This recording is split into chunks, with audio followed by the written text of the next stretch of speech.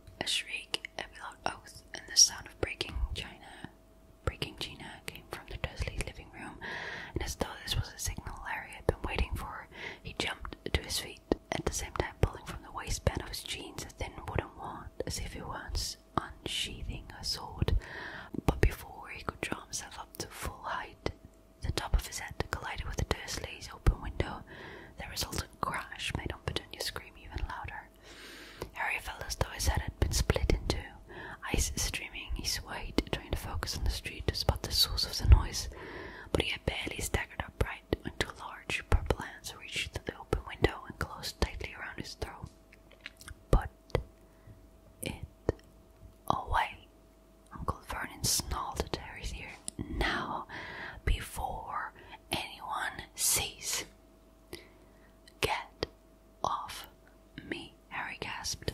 For a few seconds they struggled, Harry pulling at his uncle's sausage-like fingers with his left hand, his right maintaining a firm grip on his wrist wand. Then, as the pain at the top of Harry's head gave a particularly nasty throb, Uncle Vernon yelped and released Harry as though he had received an electric shock.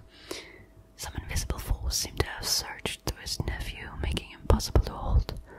Panting, Harry fell forwards over the hydrangea bush, straightened up and stared around. There was no sight of what had caused the loud cracking noise, but there were several faces peering through various nearby windows. Harry stuffed his wand hastily back into his jeans and tried to look innocent. "Lovely evening," shouted Uncle Vernon, waving at Miss Number 7 opposite, who was glaring from behind her net curtains. "Did you hear that car backfire just now?" Gave Petunia and me quite a turn. He continued to grin in a horrible, manic way until all the curious neighbors had disappeared from their various windows. Then the grin became a grimace of rage as he beckoned Harry back towards him. Harry moved a few steps closer, taking care to stop just short of the point at which Uncle Vernon's outstretched hands could resume their strangling. "What the devil do you mean by a boy?" asked Uncle Vernon in a croaky voice that trembled with worry. "What do I mean by what?" said Harry coldly. He kept looking left and right on the street, still hoping to see the person who had made the cracking noise. "Making a racket like a starting pistol right outside our—" "I didn't make that noise," said Harry firmly. Aunt Petunia's thin, horsey face now appeared beside Uncle Vernon's wide, purple one. She looked livid. "Why were you lurking under our window?" Yes, good point, Petunia.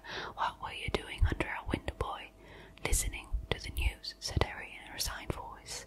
His aunt and uncle exchanged looks of outrage. "Listening to the news? Again?"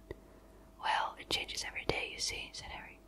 "Won't you be clever? Don't you be clever with me, boy. I want to know what you're really up to, and don't give me any more of this listening to the news tosh. You know perfectly well that you're a lot—" "Careful, Vernon," breathed Aunt Petunia, and Uncle Vernon lowered his voice so that Harry could barely hear him. "That your lot don't get on our news. That's all you know," said Harry. The Dursleys goggled at him for a few seconds. Then Aunt Petunia said, "You're a nasty little liar. What are all those—" She too lowered her voice so that Harry had to lip read the next word. "Owls doing if they're not bringing you news?" "Ah," said Uncle Vernon in a triumphant whisper. "Get out of that one, boy, as if we didn't know you get all your news from those pestilential birds." Harry hesitated for a moment. It cost him something to tell the truth this time, even though his aunt and uncle could not possibly know how bad he felt at admitting it. "The owls are bringing me news," he said tonelessly. "I don't believe it," said Aunt Petunia at once. "No more do I," said Uncle Vernon forcefully. "We know you're up to something funny," said Aunt Petunia. "We're not stupid, you know," said Uncle Vernon. "Well, that's news to me," said Harry, his temper rising, and before the Dursleys could call him back, he had wheeled about across the front lawn, stepped over the low garden wall, and was striding off up the street. He was in trouble now, and he knew it. He would have to face his aunt and uncle later and pay the price for his rudeness, but he did not care very much just at the moment. He had much more pressing matters on his mind. Harry was sure the cracking noise had been made by someone apparenting or disapparenting. It was exactly the sound Dobby the Owl made when he vanished into thin air. Was it possible that Dobby was here on Privet Drive? Could Dobby be following him right at this very moment? As this thought occurred, he wheeled around and stared back down Privet Drive. But it appeared to be completely deserted, and Harry was sure that Dobby did not know how to become invisible. He walked on, hardly aware of the route he was taking, for he had pounded these streets so often lately that his feet carried him to his favourite haunts automatically. Every few steps he glanced back over his shoulder. Someone magical had been near him as he lay among Aunt Petunia's dying begonias. He was sure of it. He had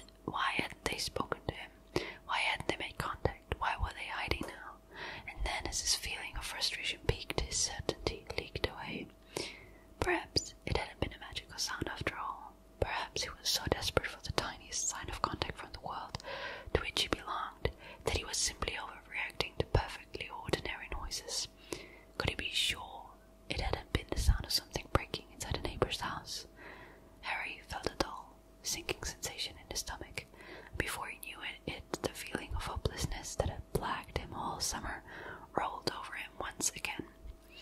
Tomorrow morning he would be woken by the alarm at 5 o'clock, so he could pay the owl that delivered the daily profit. But was there any point continuing to take it? Harry merely glazed at the front page before throwing it aside these days. When the idiots who ran the paper finally realized that Voldemort was back, it would be headline news, and that was the only kind Harry cared about. If he was lucky, there would also be owls carrying letters from his best friends Ron and Hermione, though any expectation he'd had that their letters would bring him news had long since been dashed. We can't say much about it, you know what, obviously. We've been told not to say anything important in case our letters go astray. We're quite busy, but I can't give you details here. There's a fair amount going on. We'll tell you everything when we see you. But when were they going to see him? Nobody seemed bothered with a precise date. Hermione had scribbled, I expect we'll be seeing you quite soon inside his birthday card. But how soon was soon? As far as Harry could tell from the vague hints in their letters, Hermione and Ron were in the same place, presumably at Ron's parents' house. He could hardly bear to think of the pair of them having fun at the Burrow when he was stuck on Privet Drive. In fact, he was so angry with them he had thrown away unopened the 2 boxes of Honeyduke's chocolates they'd sent him for his birthday. He'd regretted it later, after the wilted salad on petunia bread provided for dinner that night. And what were Ron and Hermione busy with? Why wasn't he, Harry, busy? Hadn't he proved himself capable of handling much more than them? What they all forgotten what he had done? Hadn't it been he who had entered the graveyard in which Cedric, being murdered, had been tied to that tombstone and nearly killed? Don't think about that, Harry told himself sternly for the 100th time that summer. It was bad enough that he kept revisiting the graveyard in his nightmares without dwelling on it in his waking moments too. He turned the corner into Magnolia Crescent. Halfway along he passed a narrow alleyway down the side of a garage where he had first clapped eyes on his godfather. Sirius, at least, seemed to understand how Harry was feeling. Admittedly, his letters were just as empty of proper news as Ron and Hermione's, but at least they contained words of caution and consolation instead of tantalizing hints. I know this must be frustrating for you. Keep your nose clean and everything will be okay. Be careful and don't do anything rash.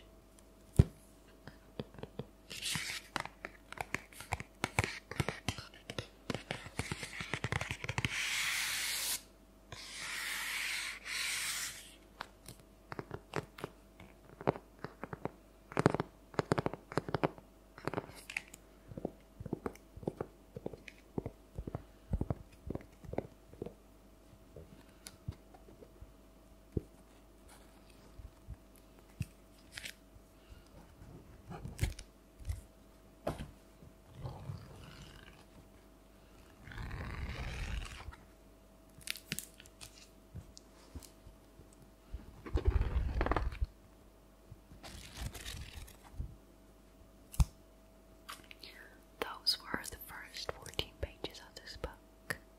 I hope you liked it, and I hope that you enjoyed the video and it helped you relax. And I'm gonna see us